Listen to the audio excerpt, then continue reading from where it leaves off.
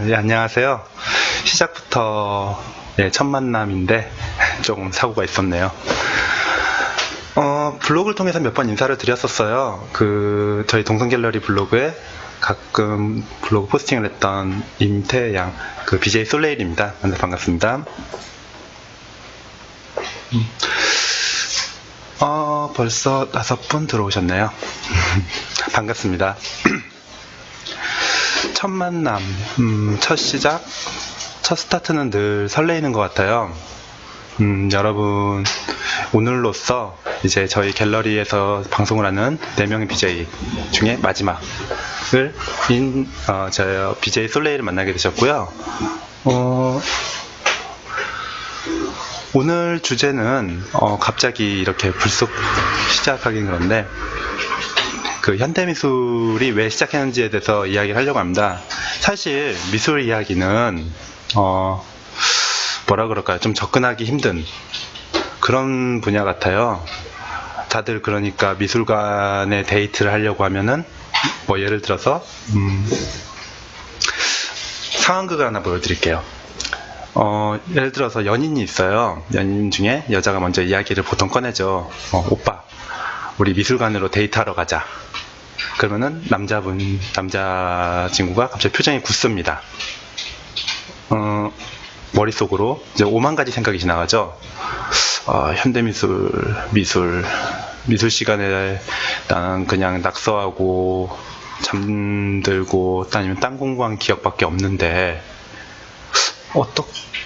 가서 괜히 무시당하는 거 아닐까 하고 표정이 살짝 굳습니다. 그래도 여자친구가 부탁을 하니까 이제 끌려가게 되죠.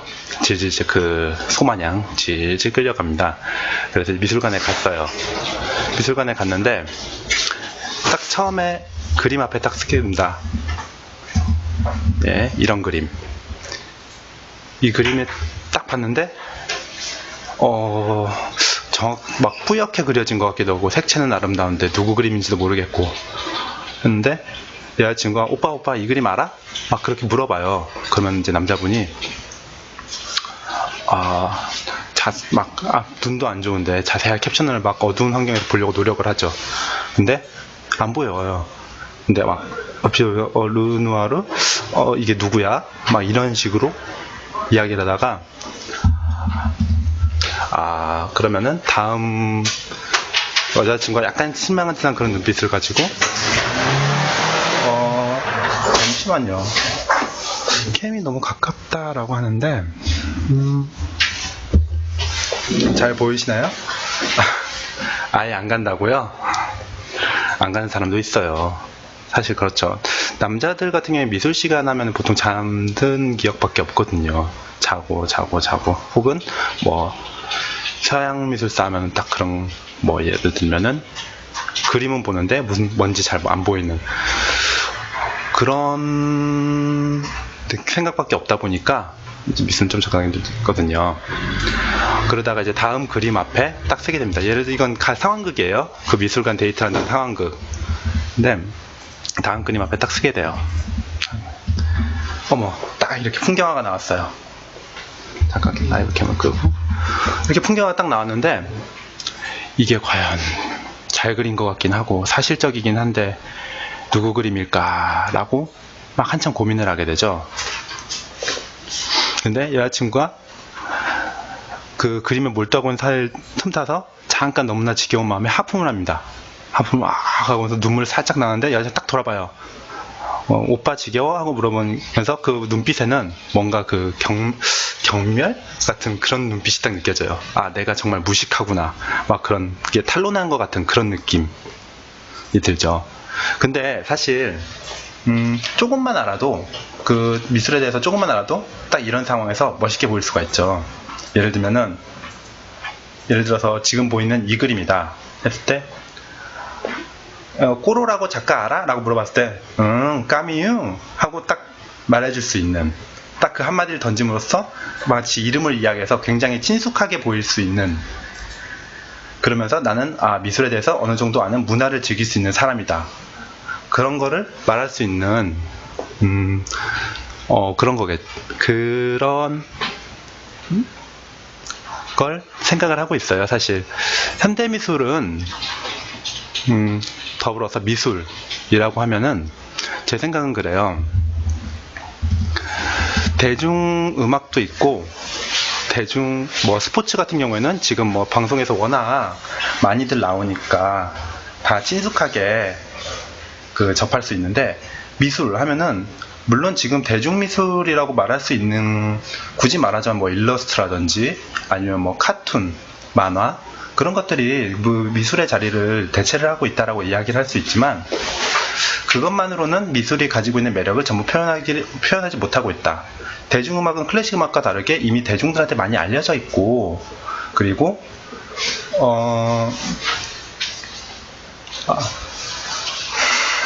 자꾸 옆에서 사인이 들어와요. 근데 굉장히 신경 쓰이네요. 사실 저희가 갤러리에서 방송을 하다 보니까 여러 가지 돌발 상황이나 그런 사람 목소리 혹은 기계 소리, 그런 것들이 많이 들리거든요. 라이브한 모습으로 받아들여졌으면 좋겠습니다. 네, 다시 본론으로 들어가서 미술 이야기 하면은, 사실 저희가 그동안 고등학교 때 들었던 미술 이야기 하면은 역사, 미술사, 그러니까 우리나라 국사도 머리 아프고 세계사는 더 머리 아프고, 근데 우리 삶과 관련도 그다지 없어 보이는 미술사에 대해서 이야기하면은 굉장히 지루해 보여요. 더군다나 시대 사조별로 쭉쭉쭉쭉 이야기하면은 이게 무슨 말인지 싶기도 하고 잠만 솔솔 오고 그런 느낌이거든요. 저도 그랬었던 것 같아요. 저도 물론 그림을 그렸었지만 사조 이야기만 들으면은 머릿속으로 잘 정리가 안 되는 그런 느낌? 그러다가 저야 전공 때문에 어쩔 수 없이 공부를 하게 됐지만, 사실 그렇게 어려운 게 아니더라고요. 이해하려고 치면은 굉장히 당위적으로 접근할 수 있는 그런 이야기들인데, 그거를 그냥 암기식으로 외우라고 하니까 너무나 어렵게만 들리는 그런 이야기가 됐어요. 안녕하세요. 또 한 분이 들어오셨네요. 네, 그래서 미술관에 갔을 때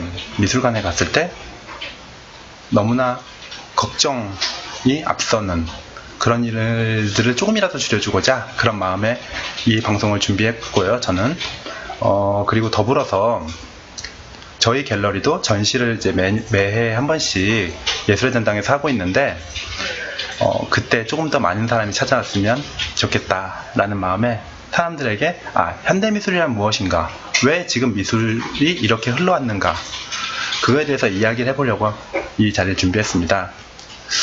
최대한 어렵지 않게 이야기를 하고 싶어요.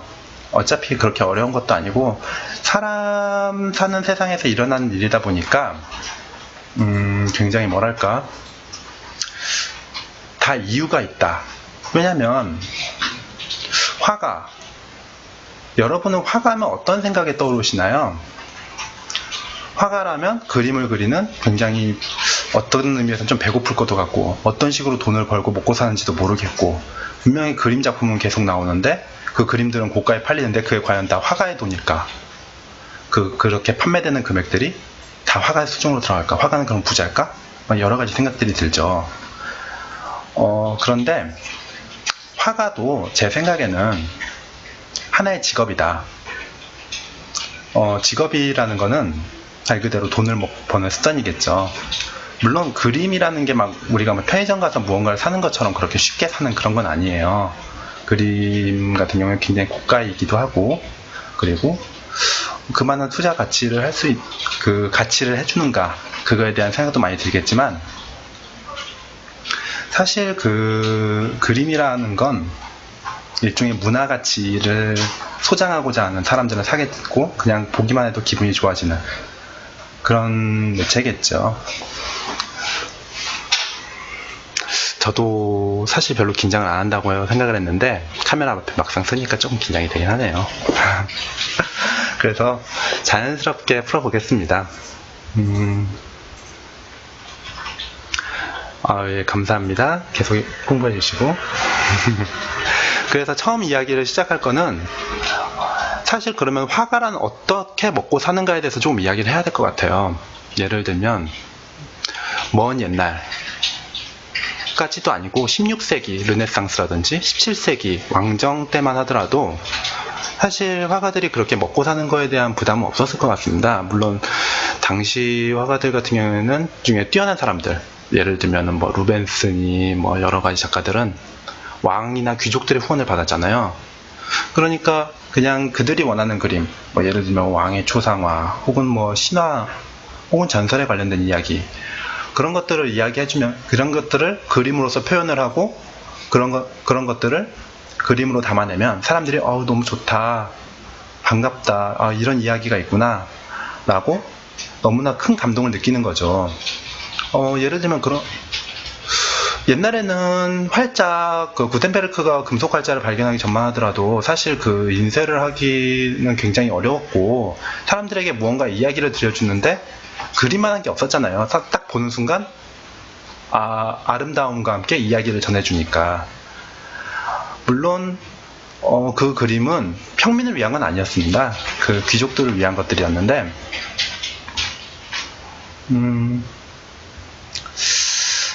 지금 현대미술과는 그 점에서 가장 큰 차이가 있다고 볼 수 있어요.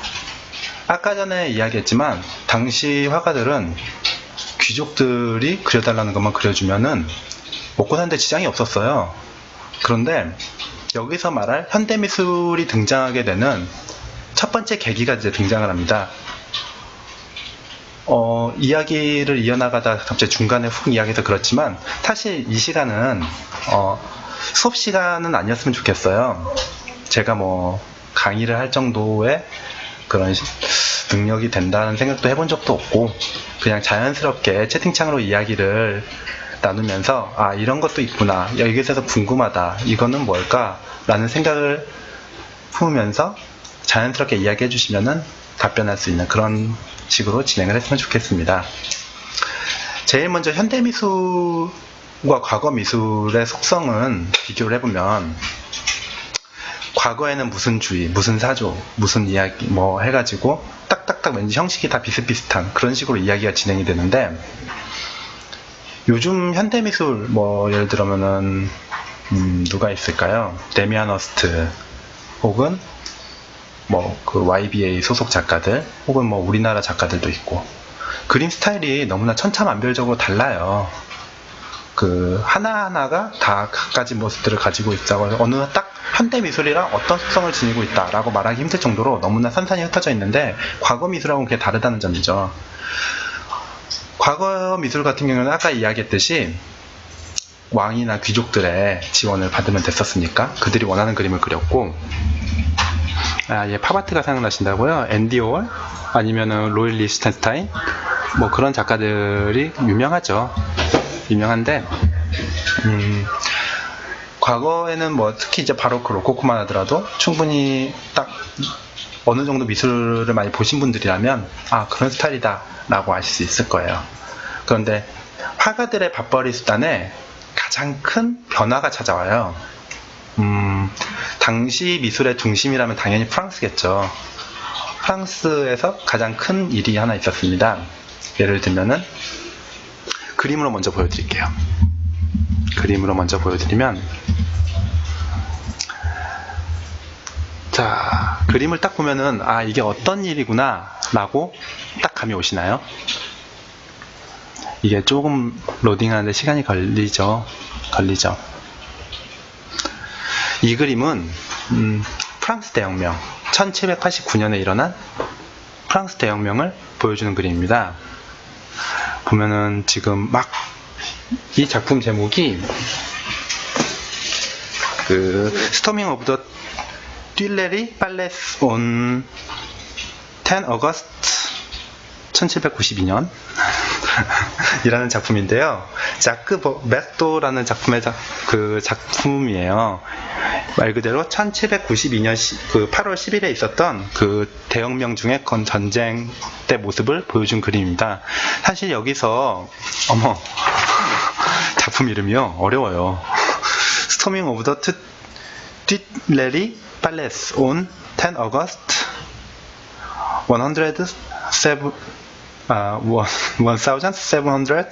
1792가 제목이겠네요. 라는 작품인데, 저 영어 발음 안 좋아요. 딱 보기에도 그냥 전쟁 모습, 뭐 혹은 뭐 싸운 모습, 그런 모습들이 보이지만 사실 1792년 같은 경우에는, 그러니까 1789년부터 프랑스 대혁명이 일어나고서부터는 사회의 주도층이 바뀌어버려요. 예를 들면 그 전까지는 왕, 귀족이 있고 평민들은 모르고, 그러다가 대혁명이 딱 터지면서 시민의 작품은 안 내오셔도 돼요. 그냥 이거는 제가 프랑스 대혁명이란 어떤 느낌이었다라는 것을 보여드리기 위한 그 그림이고요. 프랑스 대혁명은 사실 이거보다 더 유명한 게 하나 있죠. 바로 추억 돋죠. 아시는 분들 많을 텐데, 베르사유 장미입니다. 이 만화 같은 경우에는 프랑스 대혁명 때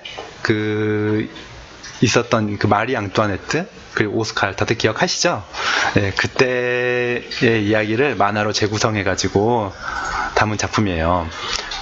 그런데 프랑스 대혁명 같은 경우에는 이제 사회 계층이 완전히 뒤집어지게 돼요.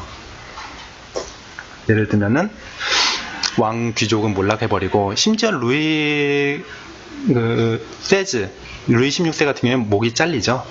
단두대에서 마리 앙뚜아네트와 같이. 그러면서 시민들의 계층이 부르주아지로 올라가게 돼요. 다들 추억 돋죠? 어렸을 때 많이 재밌게 보셨나봐요.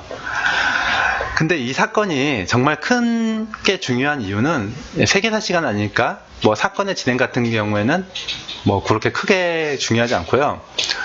사회계층이 바뀌었다는 건 그림을 소비하는 계층이 바뀌었다는 거예요. 사실 그림이라고 하는 건 그전까지만 하더라도 그 배운 사람들, 흔히 말하는 귀족들, 왕들, 그들을 위한 그림이었기 때문에 그 안에는 많은 상징, 여자였어요.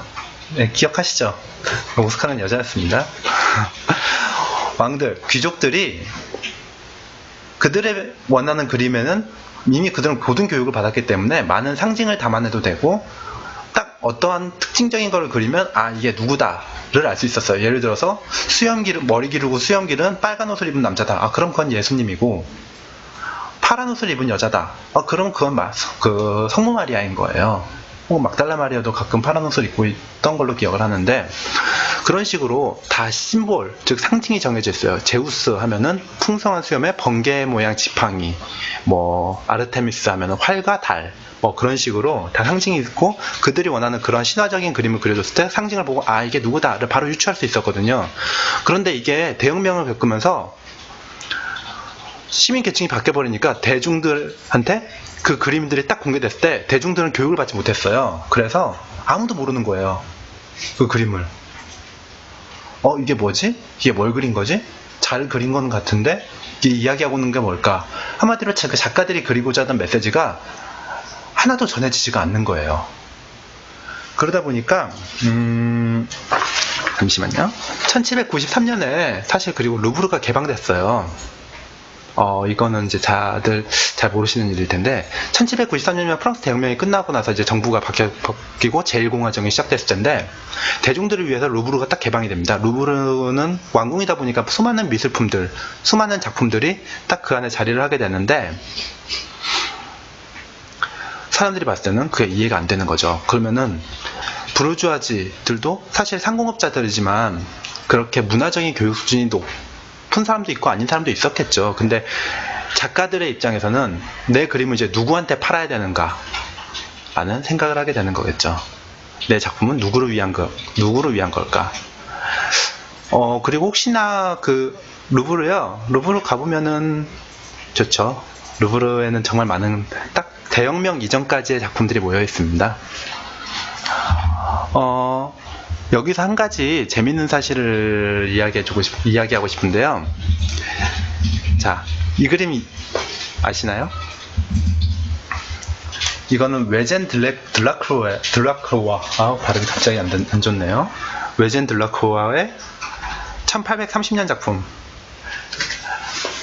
라 리벡 귀다 르페풀, 그 민중을 이끄는 자유의 여신이라는 그 아주 유명한 작품이죠. 딱 그 자유의 여신이 프랑스의 국기를 들고 쫙 나가고 있고, 그 왼쪽에 소총 들고 모자 쓰고 있는 사람이 작가의 초상화라 그래요.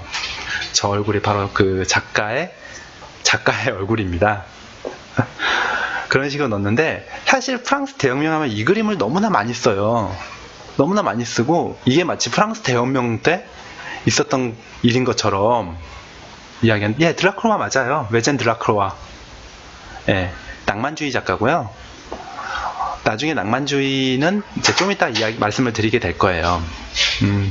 근데 이 작품은 사실 프랑스 대혁명 때 작품이 아니에요. 정말 의외의 사실인데, 이 작품은 프랑스 대혁명이 아니라 그 이후에 그 7월 혁명, 1830년에 7월에 있었던 그 7월 혁명의 모습입니다. 근데 너무나 그 시민군이 그 병사들을, 그러니까 왕의 호위병을 딱 짓밟고 나가는 모습, 그런 것들이 너무나 대혁명과 닮아서 다들 착각하고 쓰는 거죠. 네, 그렇습니다. 이러한 그 과정을 거치면서 시민층이 이제는 주도층이 되고, 작가들은 시민들이 원하는 그림을 그렸어야 했어요. 그러다 보니까 시민들은 교육 수준이 천차만별이고, 그러니까 흔히 말하는 대중들, 그들은 교육 수준이 천차만별이고, 그리고 작품들은 상징적인 측면들을 많이 배제를 하게 됩니다. 단순하게 그림의 본연의 모습으로 돌아가는 거죠. 사실 미술 또는 화가라는 그 말은, 미술은 말 그대로 아름다울 미자의 기술 술자겠죠? 그 기술 술자를 쓰잖아요. 그러니까 아름다움을 표현하는 건 그 기술인데, 각자 생각하는 아름다움은 다 다르고, 예전에 그 특정 계층이 아름답다고 생각하던 그리던 작가들은 모든 계층이 다 같이 느낄 수 있는 그런 그림을 그렸어야 했어요. 그래서 프랑스 대혁명 이후로 그림의 느낌은 완전히 바뀌게 됩니다. 물론 그게 한순간에 얍 하고 바뀌는 건 아니고, 점차적으로 바뀌어 나가는데요. 그러다가 또 하나의 사건이 발생합니다. 또 하나의 사건은, 이거는 좀 기술적인 측면과 관련이 있어요. 예를 들면은, 혹시 그 찰리와 초콜릿 공장이라는 영화 기억하시나요? 많이 그 팀 버튼 감독의 작품인데, 조니 데뷔 그때 찰리로 그 초콜릿 공장에 윌리 윙카로 나왔었죠. 찰리는 그 꼬마아이고요. 그 영화에서 보면은, 그 혹시 기억하시는 분 계시나요? 그 찰리 아버지가 그 치약 뚜껑 닫는 공장을 다니다가 잘리게 되는 이유. 그런 거 혹시 기억하시는 분 있나요? 그게 치약 뚜껑을 닫아주는 기계가 개발이 되면서, 그래서 직장을 잃게 돼요. 그래서 굉장히 가난한 삶을 살다가 그 이제 이야기가 쭉 진행이 되죠. 그렇듯이 때로는 기술의 발전이 직업을 앗아가기도 합니다. 물론 그 화가들에게도 똑같은 위기가 발생을 하는데요. 제일 먼저 보여드릴 사람, 이 사람의 이름은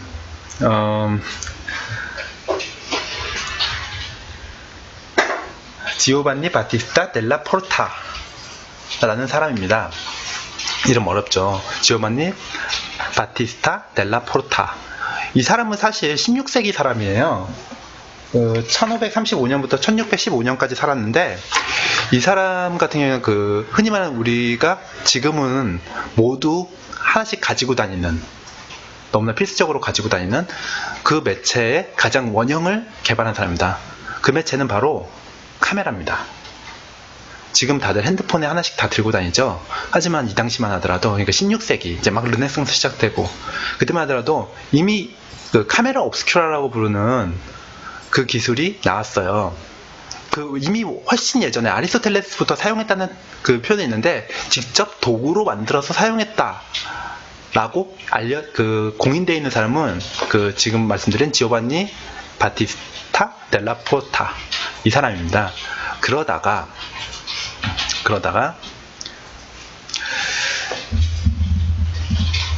바로 이게 그 카메라 옵스큐라라는 장비예요. 이 당시만 해도 굉장히 컸어요. 이게 그 델라포르타가 만들었다는 그 장비인데, 빛이 들어오면 이렇게 상이 비치고 그걸 따라서 그리는 거죠. 그래서 이 당시에는 이제 풍경화가들이 자신의 그 풍경화를 그리기 위한 일종의 도구, 일종의 이제 기술적인 하나로서만 그거를 생각을 했었었는데요. 너무 화면이 작죠? 좀 키워드릴까요?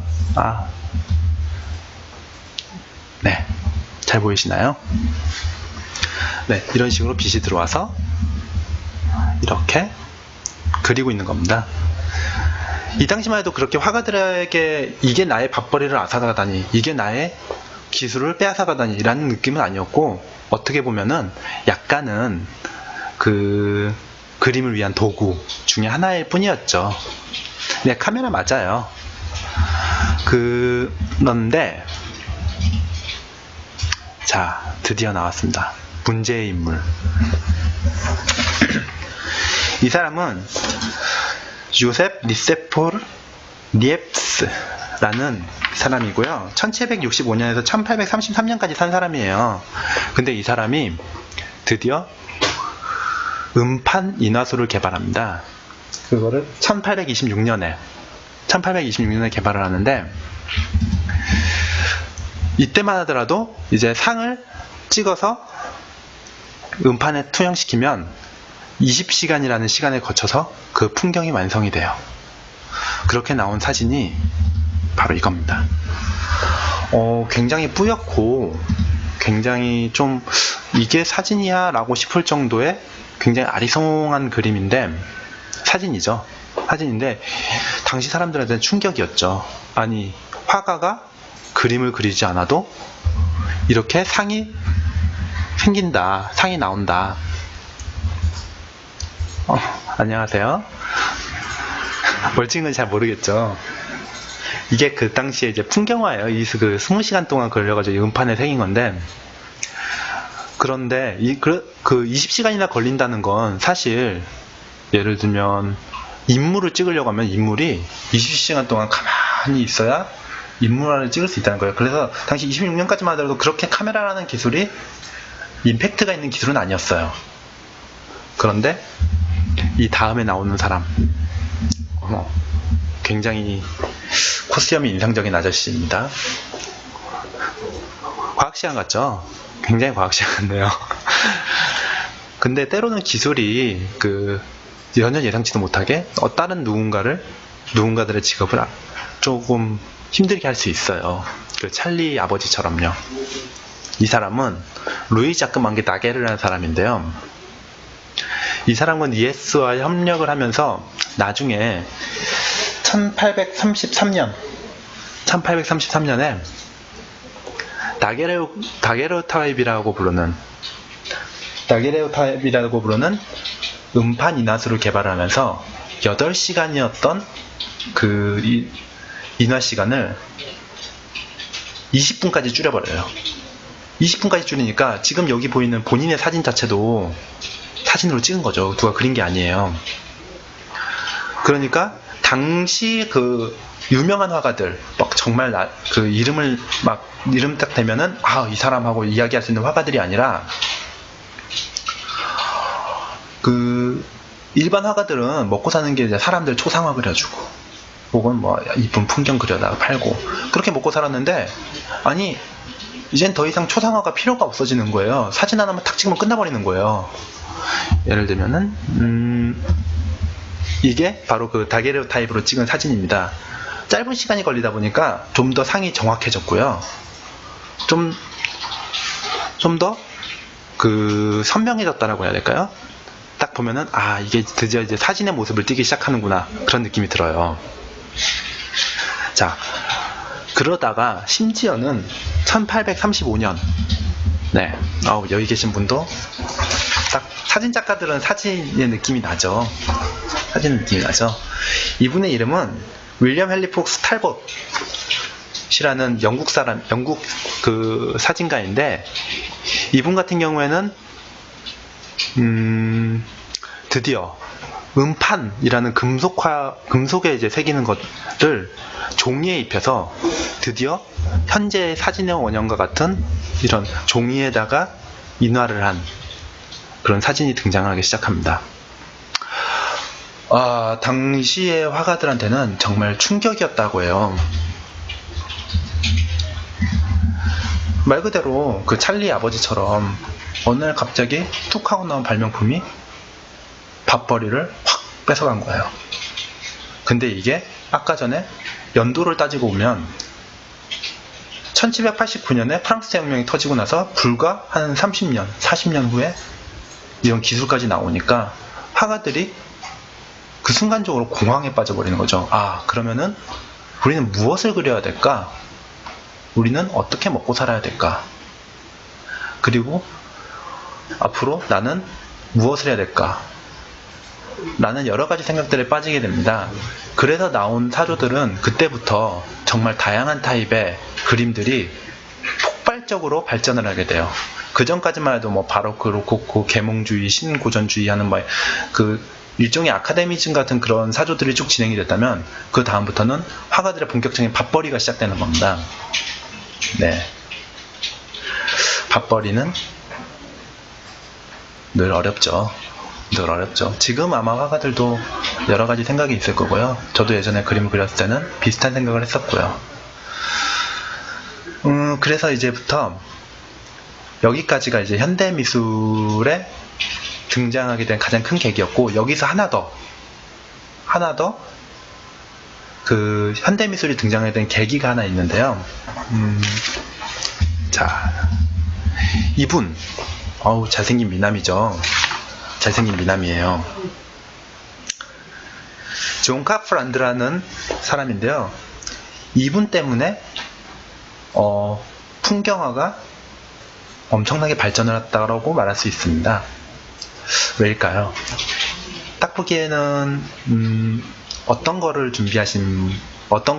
발명한 사람 같이 생겼나요?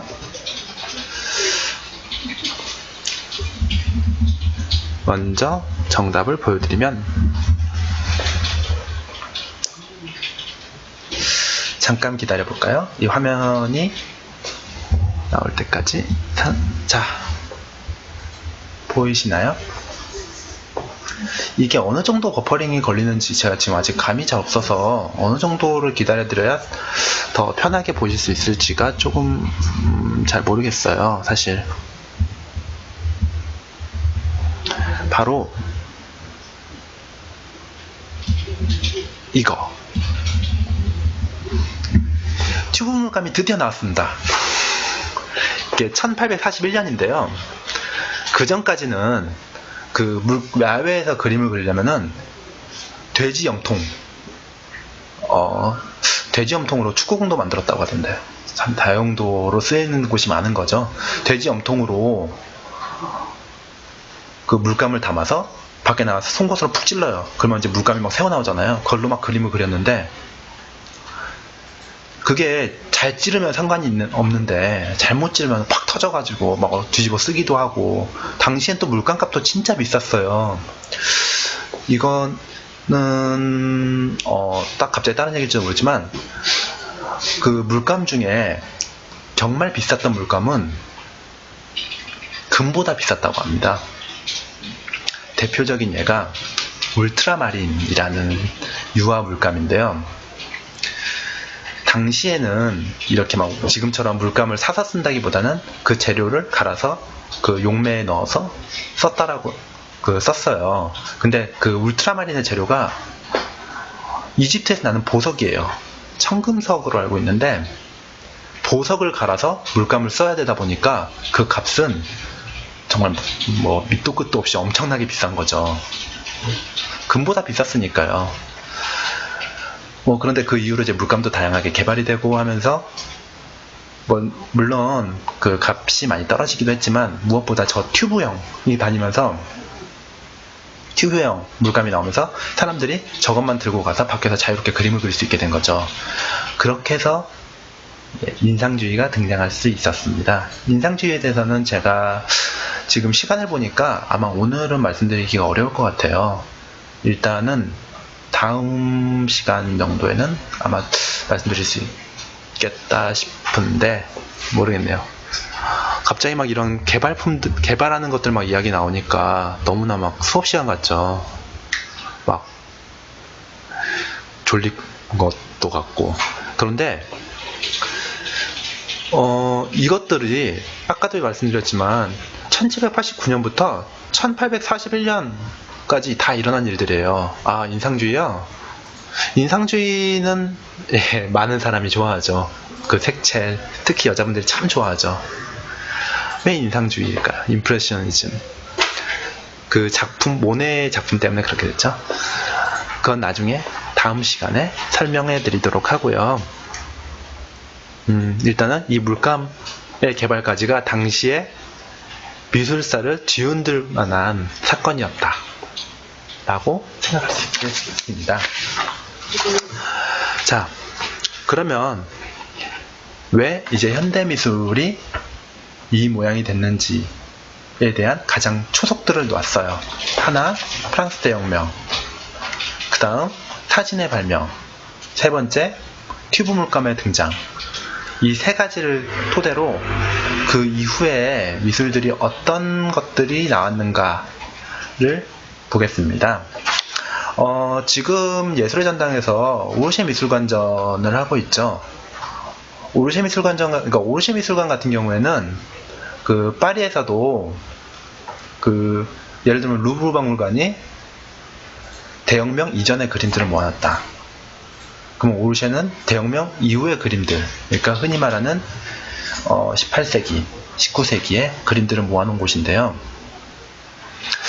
그러다 보니까 아마 지금 제가 이야기할 작품들은 그 전시에 가셔도 즐겁게 보실 수 있는데 좀 도움이 되지 않을까 싶어요. 아직 못 갔다 오신 분들 많죠. 그 오르쉐 미술은 저는 개인적으로 다녀왔는데요. 정말 잘 만들었어요. 갑자기 막 광고 같기도 한데 그 가서 보시면은 참 좋은 게 되지 않을까, 좋은 전시가 되지 않을까. 그리고 그걸 만약 거기서 데이트를 하게 됐는데 여기서 만약 작가를 꼭 이름을 이야기해야 돼요. 작가의 성만 이야기하면 재미가 없어요. 딱 아까 얘기해드렸죠. 오빠 이 작가 알아? 꼬로라는 작가 알아? 라고 했을 때 까미유 하고 딱 나올 수 있게. 예를 들면 르누아르다. 르누아르라는 작가 알아? 하면은 르누아르다 하면은 피에르 오거스트인데 제가 그걸 하다못해 정확한 발음이 안 되더라도 피에르 오거스트 르누아르 하고 전체의 플레임을 이야기해주면 약간의 그 감동이 이 사람이 아는구나 그런 느낌이 딱 오는. 그러면서 왠지 미술관에서도 아는 척이라고 하면 좀 그런데 아는 척을 살짝, 너무나 많이 하면 재수없으니까 살짝만 할 수 있는 그런 팁이 될 수 있겠죠.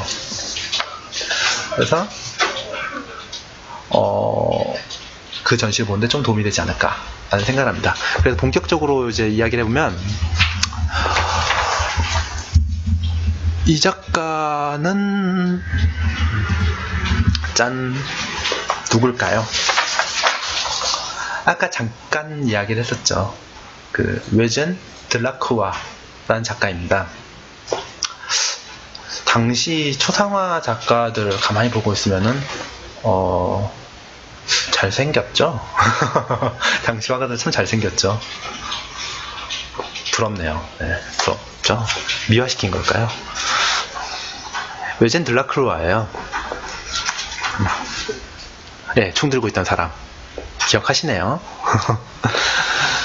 총 들고 있던 그 외젠 들라크루아인데, 이 작가가 바로 그 대표적인 낭만주의 작가입니다. 낭만주의 하면은 막 되게 소설, 낭만, 막 요새 드라마에서 낭만 있다 막 그런 이야기를 하니까 그냥 그렇게 막 좀 해맑고 그런 듯한 그림만 그린 사람들이 아닐까 라고 생각하는데, 사실 그 낭만주의라면 그러니까 로맨티즘, 프랑스어는 호망티즘이라고 하는 그 사조는 우리나라의 예전 조선시대 청담파 사상이랑 약간은 비슷하다고 볼 수 있어요.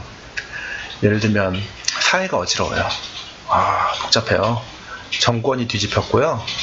그리고 나라의 왕이 없어졌어요. 귀족들도 다 목이 잘렸어요. 막 하루에도 몇십 명씩 막 목이 막 그 기호틴에서 막 떨어져 나가요. 그런 복잡한 상황 속에서 나는 이 세상이 너무 어지러워, 혹은 난 여기에 막 뛰어들겠어 라고 말하는 금친주의자들 있지만, 거기서 난 이 세상이 너무 어지러워, 난 떠나고 싶어, 난 이 환경이 너무 싫어 라고 막 한탄을 하는 사람들도 있잖아요. 낭만주의는 약간 그런 느낌입니다. 우리나라 청담파, 예전 유학 그 와중에 청담파처럼 그래서 이들이 그리는 그림은 그런 현실의 상황을 보여주지 않아요. 약간 먼 이국에 대한 동경, 혹은 막 역사 속에 막 감정을 막 카탈시스를 확 일으키는 그런 장면, 그런 것들을 그려요. 사실 아까 전에 보였던 그 민중을 이끄는 자유의 여신 같은 경우에도, 물론 그게 역사적인 사건을 기록한 그림은 아니지만, 역사적인 사건을 기록한 그림이지만, 거기에 그 작가가 표현하고자 했던 거는 세상에 그들 그 말 그대로 모든 거를, 정권을 가지고 오는 사람들의 가운데 느껴지는 힘, 기운, 그런 거를 표현하고 싶었고, 그렇기 때문에 자신의 초상화를 그 안에 집어넣은 거겠죠. 그런 식으로 외젠 드라크로는 낭만주의의 대표적인 작가입니다. 이분 작품 하나 더 볼게요. 와, 유명한 작품이네요. 잠깐 제 얼굴 끄고요. 이 작품은 수르다나팔루스의 죽음이라는, 수르다나팔루스 1827년 작품입니다. 루브르에 있는 작품인데요. 사이즈가 굉장히 큰 작품이에요. 이 옆에 이제 조금 이따 보여드릴 작품 하나랑 같이 있는데, 딱 보는 순간 분위기가 압도되는 그런 작품이라고 할까요? 이 작품 같은 경우에는 이 사르다나팔루스 왕은 여기 저희 가운데 되게 거만한 자세로 누워있는 이 왕은 고대 아시리아의 왕이라고 합니다. 안녕하세요, 홍짝더 사다 123님. 예, 루브르에 있어요. 아까 말씀드렸지만 사실 대혁명 이후의 그림은 오르시에 있었다라고 말씀드렸는데, 루브르에도 몇 작품이 있긴 있거든요. 그게 정확하게 딱 이렇다라고 구분된 게 아니라서, 보면은 막 무슨 그림인가 싶죠. 어떤 여자는 막 침대 위에 누워있고, 말도 죽어가고 있고, 황금은 땅에 뿌려져 있고, 그리고 막 칼로 막 죽이고 있는데 피는 한 방울도 튀지 않고, 근데 왕은 그 장면을 너무나 거만하게 보고 있고. 이 작품은 사실 그 외젠 드라크로와가 낭만주의의 시작을 열었다라고 말할 수도 있을 정도, 낭만주의란 이런 거다라고 보여주는 그런 대표적인 작품인데요. 여기에 누워있는 왕은, 이 왕은 고대 아시리아의 마지막 왕이라고 합니다. 아시리아 제국은 그 세계사 시간에 언젠가 한 번은 들어본 것 같은 그런 느낌이 드는 왕이죠. 되게 고대 왕국, 아시리아 제국 막 그런 느낌이 드는 곳인데,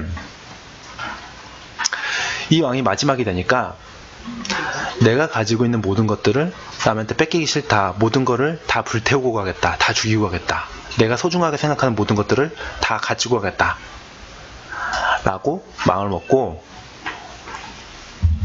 자기가 사랑하던 여기 에마, 말도 데려와서 죽이고 황금도 다 태워버리려고 준비하고 있고, 자기가 사랑하던 궁녀들을 막 이렇게 칼로 찔러 죽이고, 자기가 가장 사랑하던 그 시녀는, 후궁은 이렇게 자결을 해서 침대에 널브러져 있고, 자기는 그 마지막에 그 모습을 보면서 굉장히 세상에 대한 뭐 회의와 떠난 것, 부질없음, 그런 걸 느끼고 있는 듯한 그런 자세로 누워있죠.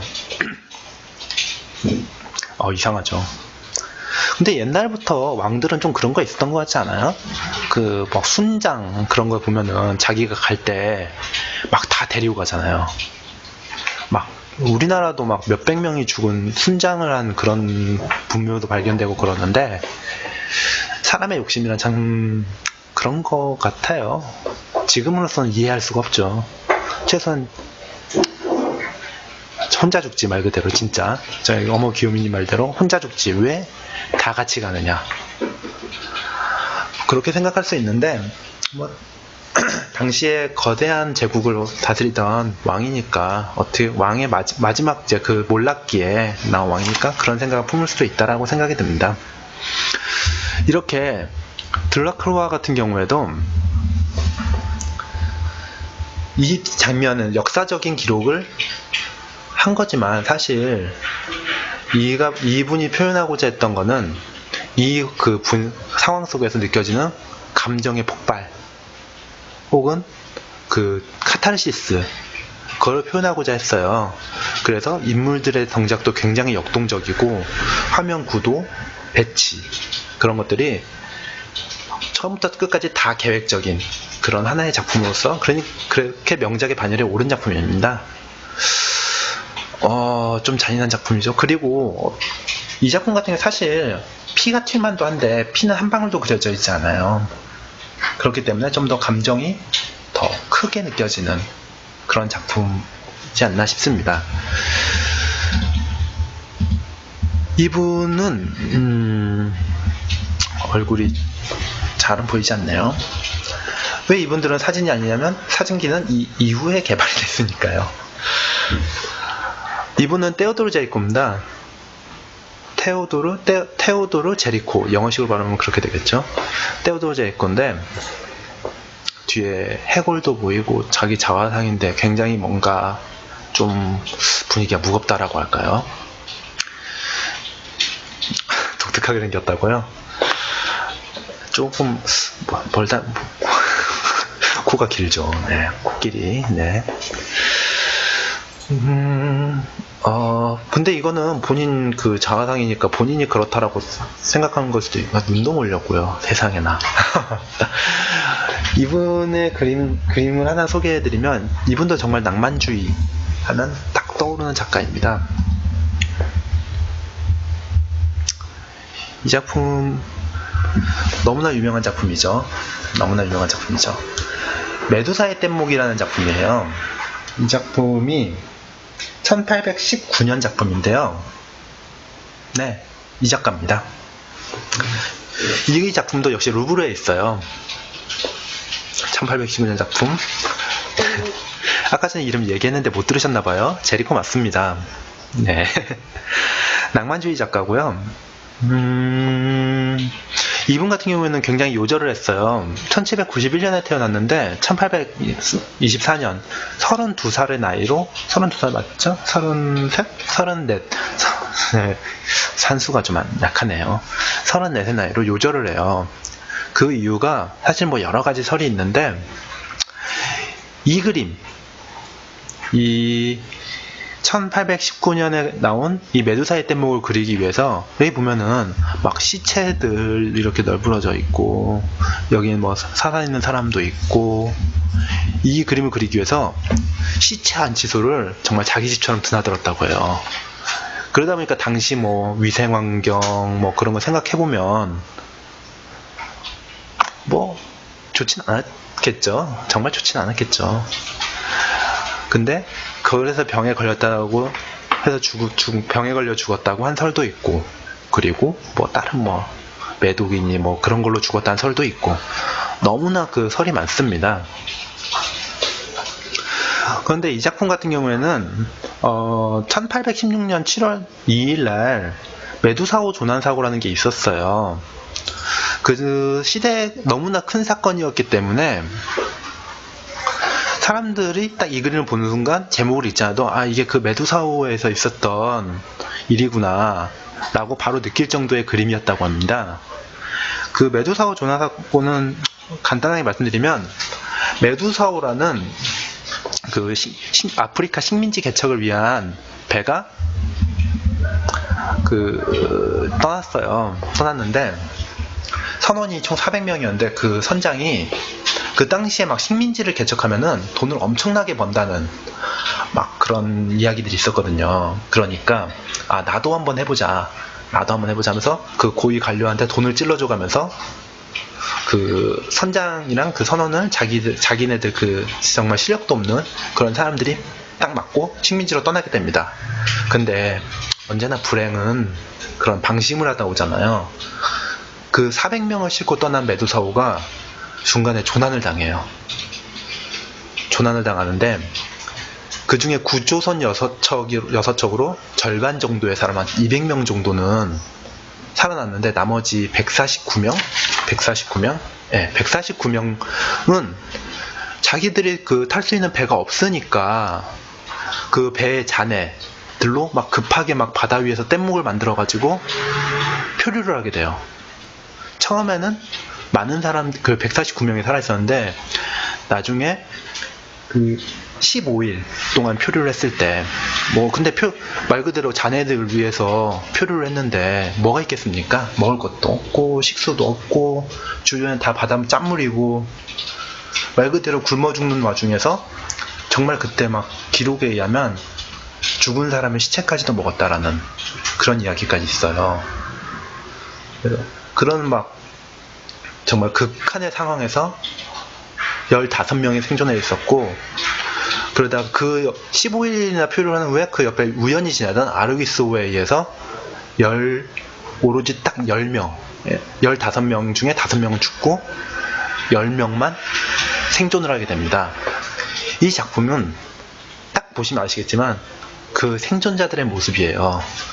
화면 왼쪽에는 절망에 빠진 사람과 죽은 사람, 난 안 될 거야, 우린 다 죽었어 라고 절망하는 사람들, 그리고 여기에는 그래도 조금이라도 살아보고자 하는 희망을 가진 사람들, 딱 극명한 대비를 이루고 있고, 빛 자체도 굉장히 별풍선 감사합니다, 그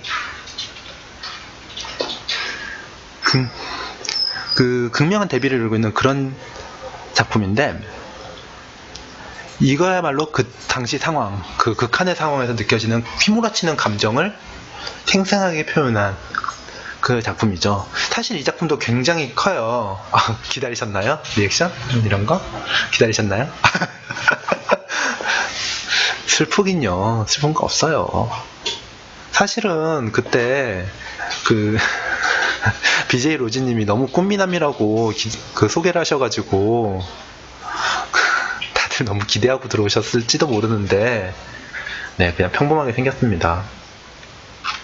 평범하죠? 평범했으면 좋겠어요. 못생긴 건 아니었으면 좋겠어요. 꼭 미남이 되고 싶습니다. 네, 꼭 미남이 되고 싶습니다. 네, 다시 그림 얘기로 돌아가면서 이 그림의 가장 포인트는 이거예요. 너무 작아서 잘 안 보이는데 확대를 이빠이 하면은, 일본어 써서 죄송합니다. 이빠이. 요거 보이시나요? 요게 그 아르기스호예요. 이 엄청나게 큰 그림에서 정말 요만하게 그렸어요. 다시 줄여서 전체를 보여드리면, 네, 그림은 이만한 그림인데 이 상태에서는 보이지도 않죠.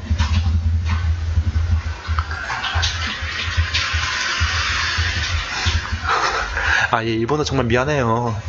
예. 여기 보시면 요거 이게 그 구조선이에요. 여기 있는 사람들은 그 구조선을 보고 환희에 차서 있는 거고요, 여기 있는 사람들은 절망에 빠져 있는 거고. 정말 말 안 하면 모르죠. 이거 어떻게 알아요? 근데 실제 그림은 굉장히 크다 보니까 루브르에 가서 실제로 만약 보시게 된다면은 그나마 좀 보이는데, 이런 그림은 못 보죠.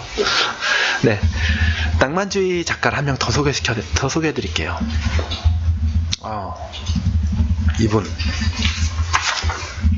눈이 동그랗게 생긴 이분 같은 경우에는 카스파르 다비드 프레드리히. 혹시 이름을 들어보셨나요? 다비드 프레드리히. 이분 같은 경우에는, 자, 그림을 보여드리면 아실 수 있을 거예요. 자화상입니다. 자화상이에요. 뒤통수만 보이지만 자화상이에요. 네, 카스파르 다비드 프레드리히. 아직 화면 안 넘어갔죠? 그 운무, 그러니까 구름, 산 위에서 구름이 쫙 펼쳐져 있고, 거기에 자기는 거기에 딱 서가지고 그 운무를 바라보고 있어요. 뭔가 그 웅장함, 그 자연을 정복하고자 하는 탐험가의 이글이글거리는 눈빛. 자화상이 저 정도쯤은 돼야 된다고요? 뒤통수밖에 안 보이는데 어쨌든 그런 감정을 실는 거죠. 낭만주의는 아까 전에도 얘기했지만, 그 세상에 너무나 그런 어려운 일들에서 벗어나서 먼 이국으로 여행을 떠나고 그런 걱정 고민 없이 살고, 그런 휘몰아치는 감정에 카타르시스를 느끼고, 그런 이야기를 담아내고자 하는 거였기 때문에 프레드리 있는 자화상조차도 파마요. 그러고 보니까 미용실이 좋은 데인가 봐요. 파마가 인상적이죠. 그런 거, 나 이거 또 리액션 하려고 이거 끄고 켜야 되나봐. 잠시만요. 잠깐만 리액션 좀 할게요. 뭐야. 어머. 그거는 나중에 할게요. 내가 만약에 누가 진짜 별풍선 많이 주면은 큰절 합니다. 제가 큰절 공략합니다. 대신 그 별풍선 한 100개 정도 돼야겠죠? 농담이고요. 그 다음 프레드리 작품 한번 볼게요. 자, 제 얼굴은 잠시 또 끄고요. 어머, 별풍선 주셔가지고 제가 또 그림 하나 팍 띄었어요. 이거 저 처음에 이거 보고 조각인 줄 알았어요. 멀리서 봤을 때는. 아니면 사진인 줄 알았는가. 그랬는데 이게 그 빙해를 그린 그림이라고 합니다.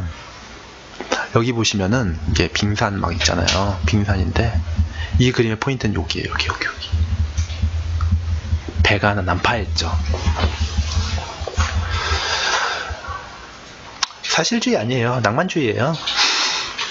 왜냐면 그 먼 이국에 대한 막 그런 동경이나 막 환상적인 자연 환경 그런 거를 그린 거기 때문에 낭만주의라고 볼 수 있고요. 사실주의는 이제 곧 있으면 제가 이어서 설명을 드릴 텐데 오늘 방송 조금 길어지네요.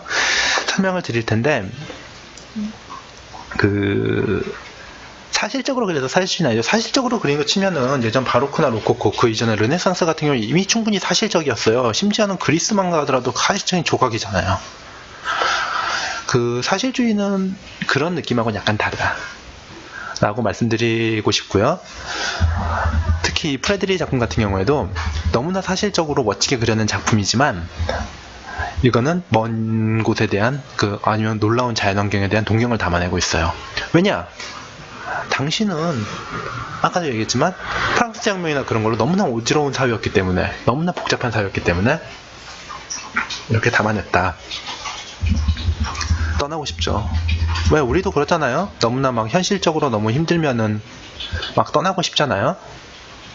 그런 것처럼 낭만주의도 마찬가지였던 그런 사조입니다.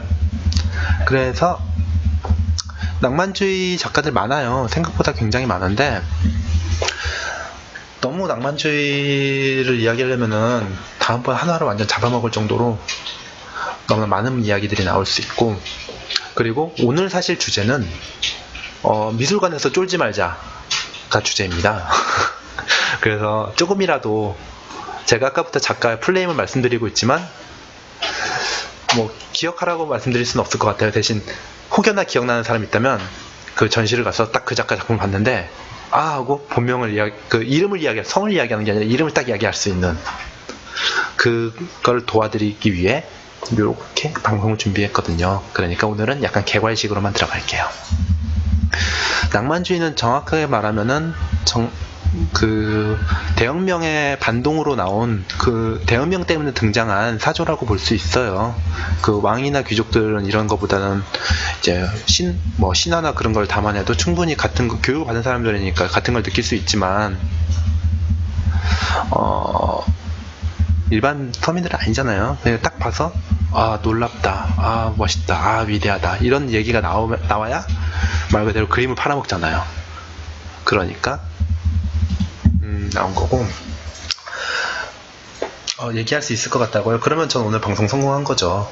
만약에 이 방송 보시고 미술관 데이트 가셨는데 성공하셨다, 나 멍청하다는 소리 안 들었다, 그런 사람 있으면 다음번 제 방송에 오셔가지고 혹은 뭐 다른 저희 동성갤러리 방송에 오셔가지고 딱 별풍선 쏘는 겁니다. 이건 약속이에요. 그 다음은 낭만주의보다 조금 더 지난 다음에 카메라의 등장 이유, 이거 연도 중요해요. 뭐 외우라는 말은 안 할게요. 근데 아까 카메라가 1833년에 그 다게르타입이 나왔다고 말씀드렸잖아요. 그런데 약속 웃음이 좀 너무 가식적이었네요. 카메라의 등장 이후에 사실주의가 나옵니다. 여기서부터 혼동이 와요. 자, 이분, 아까도 말씀드렸지만 갤러리는 1833년이요. 1833년이고요. 갤러리는 현재 저희가 이거 갤러리에서 하는 방송이에요. 그러다 보니까 주변에 소음 같은 거 좀 있을 수 있거든요. 이건 양해 부탁드려요. 예. 이분 혹시 이름 아시나요? 이분의 이름은 아시는 분이 계시네요. 크루벨. 예, 맞습니다. 기스타프 크루벨. 1819년에서 1877년까지 활동을 한 작가지요. 기스타프 크루벨은 첫 작품이라기보다는 처음으로 알려지게 된 작품이 오르낭의 매장이라는 작품인데요. 보여드릴 거예요. 잠시만요. 네, 이 작품이죠. 오르낭의 매장이라는 작품인데 이게 1849년에서 1850년까지 작업을 했다고 하고 1850년에 이제 르살롱에 소개가 돼요. 물론 거기서 사람들이 충격과 공포에 빠지죠. 왜일까요? 왜일까? 너무 그림이 작게 보이죠? 잠시만요. 화면을 좀 조정을 해봐야겠네. 네, 잘 보이시나요? 이 작품이 그 당시에 충격을 줬던 오르낭의 매장이라는 작품입니다. 사실 아까도 얘기했지만 1833년에 카메라가 나왔는데 이미 사실을 그대로 담아내는 카메라 이후에 사실주의가 등장했다는 것 자체가 조금은 아이러니일 수도 있어요. 왜냐하면 더 이상 작가들이 풍경이나 인물을 그리는 게 무의미한 일이 돼버렸거든요. 그런 와중에 1850년 카메라 등장 이후에 사실주의라고 불리는 사조가 나왔는데, 사실주의는 사실적으로 그래서 사실주의가 아니에요. 이거는 조금 철학적인 개념인데, 크루베가 담아내고자 했던 것, 그리고 사실주의 작가들이 담아내고자 했던 것은 우리 현재 실제로 우리 주변에 있는 사실적, 현실적인 모습, 그러니까 헤알리즘, 헤알이라는 게 진실, 현실이라는 뜻인데, 헤알리즘 같은 경우에는 말 그대로 우리 주변의 모습을 담아내고 싶었던 거죠.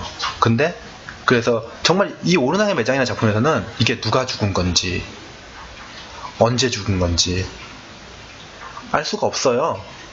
알 수가 없는데 그냥 장례식의 모습을 딱 그려가지고 르살롱에 딱 내니까 당시에 그 권위 있는 화가들은 황당한 거죠. 아니, 이런 아무 의미 없는 작품을 르살롱에 출품을 하다니 말이 되냐. 우리가 궁금한 게 서민들의 삶이 아니고 우리가 보고 싶은 거는, 우리가 지금까지 그려왔던 것은 전설적인 혹은 뭐 낭만주의처럼 막 어느 먼 동경, 이상, 마음에 평안을 주는 그림, 그런 게 아름다움이지 우리 주변에 사는 사람들의 모습이 아름다움이 아니지 않느냐라고 이야기가 나온 거예요. 그래서 이 작품은 르살롱에서 뭐 그렇게 결과가 좋진 않았죠. 떨어졌을걸요. 어쨌든 그러한 서민들의 모습을 크루베는 이게 진짜 우리 주변에 있는 모습이고 이게 진짜 아름다움이다 라고 하면서 이런 말도 하잖아요. 나에게 천사를 그리라고 하고 싶으면 천사를 보여줘라. 그럼 그리겠다 라고 할 정도로, 이거 큰 그림이에요. 굉장히 커요. 엄청나게 으리으리하게 큰, 정말 막 영웅이나 혹은 중요한 막 옛날에 막 자크루이 다비 같은 경우에는 뭐 나폴레온 대관식 그런 작품과 같은 느낌으로 그냥 서민의 장례식을 그린 거니까. 그러다 보니까 이 작품은 이제 당시엔 굉장히 큰 파란을 일으키죠. 어떻게 보면 이미 쿠르베는 알고 있을 수 있어요. 쿠르베는 저기 오흐낭의 분홍 출신이거든요. 사회 계층이 대혁명 이후로, 그리고 그 이후에 뭐 재정도 나왔지만 다시 7월 혁명, 아까 전에 이야기했던 7월 혁명 이후에 제2공화국까지 넘어간, 정말 그 사람들 제2제정 넘어 제2공화국까지 넘어갔는데, 그 사람들이 주인이 됐구나. 이제 노래 부른 거였나요? 내가 이해 못했나봐. 미안합니다. 어쨌든 사실주의는 약간 그런 느낌이었어요. 이제 사회 계층이 대중으로 넘어갔다. 일반인들이 힘이 됐다. 이제 부르주아지라든지 일반 대중들이 사회 계층의 주도권이 됐다. 이제 그들을 위한 그림을 그려야 되고 그들의 모습을 담아내야 된다. 그들의 모습이 아름다움이다 라고 이야기를 했던 사람이고, 그렇게 르살롱에서 오르낭의 매장이 실패한 이후로, 자, 이 작품도 굉장히 유명한 작품이죠. 이 작품도 그림을 제대로 보여드릴까요? 이 작품은 봉주 무스 꾸베라는 53년 작품일 거예요. 정확하게 기억이 안 나는데, 이 작품은 본인이 이제 르살롱이나 그런 거에서 실패를 하고, 그리고 이제 몽펠리에라는 남부 도시로 내려가서 그 알프레드 브리아를 만났을 때의 모습을 그린 그림입니다. 그래서 딱 인사를 하는 그 장면을 그린 거죠. 자기의 모습 역시나 그저 우리 주변에서 일어날 수 있는 소소한 일상 중에 하나인 거예요. 그렇기 때문에 사실주의 그림은 우리 주변의 모습을 그렸다. 그렇기 때문에 당시에 사람들에겐 굉장히 논란거리가 되었다 라고 알 수 있죠. 그리고 사실주의 작가하면 보통 이제 꾸르베만 생각하지만 꾸르베보다 더 유명한 사람이 하나 있어요. 그걸 소개를 해드리면은, 혹시 이분 아시나요? 되게 점잖하고 수박하게 생긴 분인데, 이 사람의 이름은 밀레입니다. 밀레. 장 프랑스와 밀레. 등산 브랜드 아니고요. 사실 이분 그림 너무나 유명하잖아요. 이분 그림 안 본 사람 없을걸요? 이분 그림이 미국에서 제일 유명한 그림이라는데, 이걸로는 모르겠죠. 네, 만종의 작가, 이삭집기의 작가 밀레입니다. 처음에 밀레는 이런 초상화를 그렸어요. 밀레는 이런 초상화를 그렸는데, 당시에 밀레도 그 당시 작가들이 흔히 말하는 초상화로 먹고 사는 작가 중에 하나였어요. 왜냐면 그렇게 유명하지 않았으니까 초상화로 먹고 사는 그 작가였고, 당시에 정말 다행히도 사진이 개발은 됐으나 칼라 사진은 없었어요. 아직 칼라 사진이 나오지 않았어요. 그러니까 아직 칼라 초상화가 도입이 안 돼서 아직은 초상화 작가가 먹고 살만 했어요. 그러니까 그 초상화를 그래서 먹고 살았고, 밀레도 처음에는 요렇게 아리따운 여성의 그림을 외계인 외계인 어느 별이죠? 이 작품 같은 경우에는 그 밀레라고 서명된 그 이후에 나오는 작품하고 조금 그 분위기가 달라요. 우리가 흔히 밀레라고 하면은 떠오르는 작품이 이 작품이겠죠. 이 작품 현재 한국에 있습니다. 현재 한국에 있어요. 이삭죽기입니다. 지금 오르쉐전에서 소개되고 있는 작품이죠. 이 작품 같은 경우는 이제 이삭을 줍는 여인들의 농경하는 모습을 그대로 담아낸, 말 그대로 이 밀레가 사실 그 바르비종파라고 흔히 말하지만 사실주의 화가고요. 그 사실주의 화가라고 말할 수 있는 가장 그 대표적인 그림일 수 있는 게 정말 그 아무도 관심이 없는 그냥 농민들의 일상이에요. 농민들의 일상인데, 그럼요. 이 작품이 지금 미국에서 제일 유명한 작품, 미국뿐만 아니라 전 세계에서 가장 많이 알려진 작품 중에 하나예요. 밀레 작품이 좀 그런 느낌이 있대요. 그리고 이 그림의 포인트 중에 하나는 여기 빨강, 파랑, 노랑. 네. 빨강, 노랑, 파랑은 세계 3원색. 세계 3원색을 두 권을 쓰고 있는 여인들입니다. 패션 감각이 있죠. 네. 그런 게 포인트인 작품이고요. 그리고 아까 만종 얘기 나왔는데, 네, 만종. 안젤로스가 원제입니다. 그 저녁에 바구니 앞에 놓고 감사의 기도를 드리고 있는 그런 굉장히 인상적인 작품인데, 이 작품에 대해서는 좀 여러 가지 썰들이 많아요. 사실 이 바구니 안에 들은 게 수확물이 아니라는 둥, 저기에 아기 시체가 있고 저 자신의 아기들의 시체, 그 아기들의 죽음에 그 애도의 기도를 드리고 있다는 둥, 여러 가지 이야기가 있지만 사실 저는 그림은 그림으로만 봤으면 좋겠어요. 각자의 느낌이 중요한 거니까요. 이렇게 여기 바구니에 놓고 그날의 수확에 대해서 기도를 드리는 그런 모습입니다. 이야기를 하다 보니까 얘기가 조금 길어졌어요. 사실주의 역시도 카메라 개발 이후에 나온, 그리고 당시 사회계층의 변화를 알려준 그런 그림인데요. 가만히 오늘 이야기를 되짚어보면은 결국은 화가도 직업이다. 당시에 그림을 살 수 있는 사람들을 위한 그림을 그린다. 그래서 옛날에는 왕과 귀족들을 위한 그림을 그렸지만 대혁명 이후로, 그리고 여러 가지 기타 발명품들 이후로 이제는 먹고 살 궁리를 해야 됐고, 그래서 당시에 그림을 이제 살 수 있는 사람들을 위한 그림을 그렸다. 그렇게 나온 것들이 아까 얘기한 낭만주의나 지금 보여드리는 사실주의나 그런 그림들이다 라는 게 오늘의 포인트겠네요.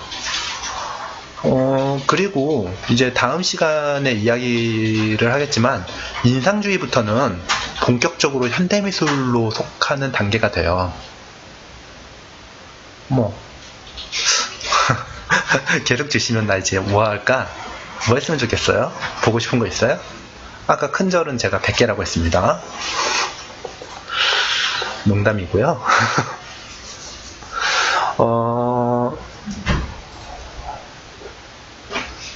인상주의부터는 현대미술의 시작이기도 하고, 그 이후로 나오는 뭐 입체파니 혹은 뭐 다다이즘이 기타 등등 여러 가지 이야기들이 많이 나올 텐데, 같이 생각을 해봤으면 좋겠어요. 이게 왜 등장을 했을까? 모든 그런 사건이나 모든 그런 미술의 등장은 다 이유가 있는데, 왜 갑자기 그냥 어느 날 갑자기 짠 하고 등장한 건 없으니까 무엇이 계기가 됐을까를 생각하고 보면은 그 그림이 조금은 더 편하게 받아들여지지 않을까 라는 이야기를 합니다. 그리고 한 가지 더 이야기를 하고 싶은 거는, 현대미술 같은 경우는 이제 제가 미술 쪽을 하다 보니까 많은 사람들이 박물관이나 미술관을 볼 때 저한테 가이드를 해달라는 그 이야기를 많이 해요. 그런데 사실 현대미술은 대중을 위한 그림이고, 그 천차만별적인 교육 수준을 가진 사람들을 위한 그림이기 때문에 어려운 그림이 아닙니다. 그러니까 공부를 해야 되는 그림은 아닙니다. 딱 보고 본인이 느끼는 감정이 정답인 그림들입니다. 그래서 물론 알고 보면 좋긴 하겠지만 그거는 그 작가에 대한 선호도인 거고, 미술관을 좀 두렵지 않아 하셨으면 좋겠다. 미술이라는 거는 그냥 편하게 보고 아름다우면 좋은 거니까, 내가 보고 좋은 그림은 나한텐 좋은 그림이니까 라는 마음으로 미술관에 접근하시면 좀 더 좋은 전시 감상이 되지 않을까. 그리고 마지막으로 전시회를 갈 때 너무 부담 안 가지셔도 돼요. 물로 가도 되죠. 뭐 굳이 거기를 공부하러 가나요? 말 그대로 아름다운 걸 보러 가는 건데요. 그러니까 편한 마음으로 가셨으면 좋겠고요. 제 방송은 그렇게 하기 위해 그냥 밑거름 혹은 그냥 간단히 이렇구나 라고만 알고 지는, 아까 전에 계속 연도를 이야기했지만 그 연도를 굳이 외워야 될 필요는 없어요. 그럼요, 작품 해석에 정답은 없어요. 자기가 느끼는 게 정답인 거죠. 예를 들어서 정말 몇 천만 원짜리, 몇 억짜리 그림이 눈앞에 있어요. 그런데 난 이 그림이 그렇게 마음에 안 들어. 그건 저한테는 가치가 없는 그림인 거예요. 근데 정말 싼 그림이 있어요. 근데 난 이 그림을 보니까 너무 좋아. 너무 막 마음에 감동이 느껴져 라고 느낀다면 그건 자기한테 좋은 그림인 거예요.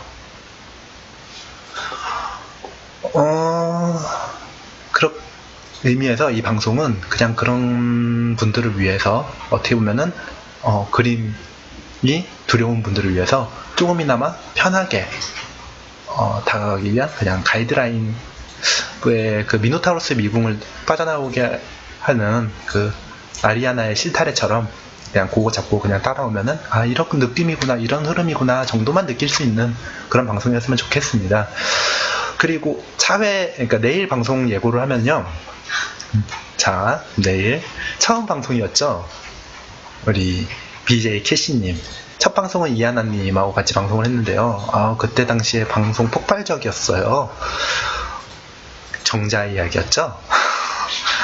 그 다시 보기는 유튜브에서 보실 수 있고요. 내일 방송 주제를 얼핏 들었는데요. 이거 엄청나요. 제가 얼굴이 빨개져가지고 고개를 못 들었어요.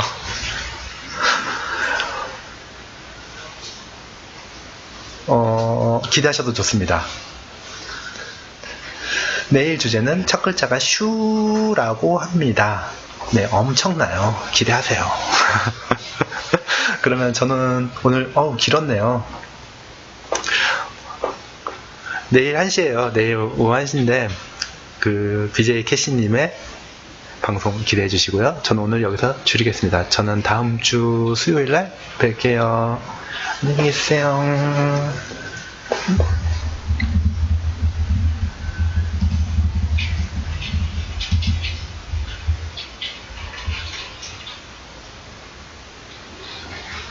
잠시만요. 안녕. 안녕. 방송 종료합니다.